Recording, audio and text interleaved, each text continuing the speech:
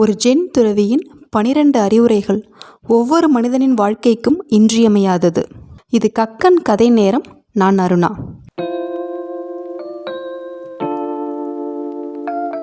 இளைஞன் ஒருவன் ஜென் துறவியிடம் சென்று, குருவே, நான் எப்பொழுதும் தோற்றுக்கொண்டே இருக்கிறேன். என்னால் வெற்றியுடன் எக்காரியத்தையும் சாதிக்கவே முடியவில்லை.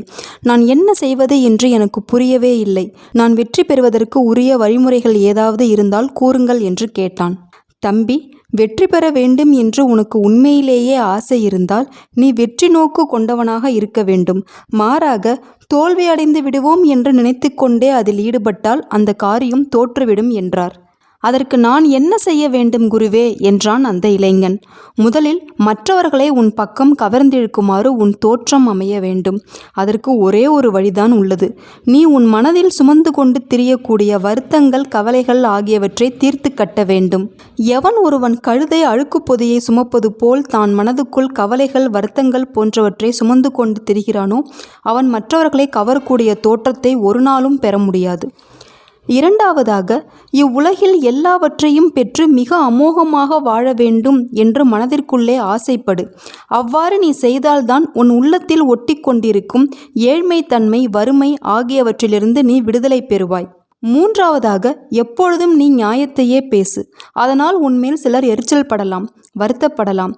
அதை பற்றி கவலைப்படாதே. அது உன் பிரச்சனை அல்ல, அது அவர்களுடைய பிரச்சனை. நான்காவதாக, எதையும் உற்று நோக்கு.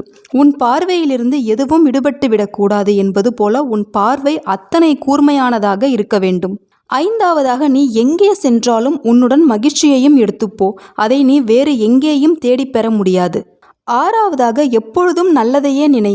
உன் எண்ணம் போலத்தான் நீ உருவாக்கப்படுகிறாய் என்பது முற்றிலும் உண்மை. ஏழாவதாக, உன் மனதின் விருப்பப்படியெல்லாம் நீ அடங்கி நடக்கக்கூடாது. உன் விருப்பப்படித்தான் உன் மனம் நடக்க வேண்டும்.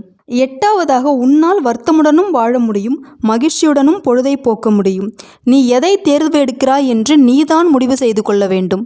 ஒன்பதாவதாக, எளிதில் கிடைக்கும் எதுவும் சீக்கிரத்தில் உன்னை விட்டு மறைந்துவிடும். சிரமப்பட்டு உழைத்து பெறப்படுவதுதான் நீண்ட நாள் நிலைக்கும் என்பதை நினைவில் கொள். பத்தாவதாக, தோல்வி மனப்பான்மையை கொண்டவனாக இருக்காதே. அப்படிப்பட்டவனை உலகம் வெகு சீக்கிரத்தில் புறக்கணித்துவிடும்.